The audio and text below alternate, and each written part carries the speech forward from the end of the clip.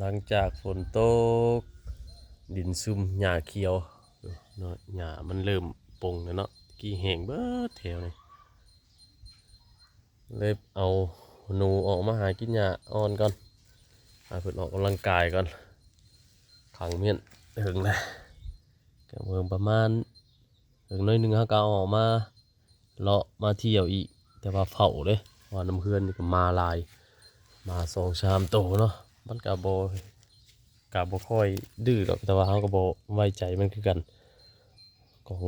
สัตว์เนาะเขาบ่ฮู้ใจมันอันนี้ก็ทั้งมันออกมาสิมันบ่ค่อยจะเล่นไปได้ให้ออกมากินหญ้าอ่อนก่อนถือเกี่ยว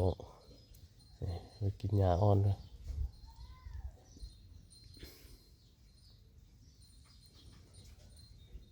กินนะแม่บ่กินเลยโอ้ยสินนะเตยเธอเฮ็ดเจือเนี่ยหมู่ทันได้มาบ่ไปโรงเรียนน่ะเนี่ยเอาให้กินหญ้าเนาะ ตัวอ้วนจังเลยอย่าแลนสิให้กินหญ้าให้กินหญ้าอ่อนเลยอย่ามาครบอันโตของเฮาอันนี้คือซื้อไข่ไอ้ตุ่มมันมาแล้วใช่น่ะมาระวังเด้อโอ้มันเดียวเบิ่งหญ้า เฮ้ย มือถือกันได้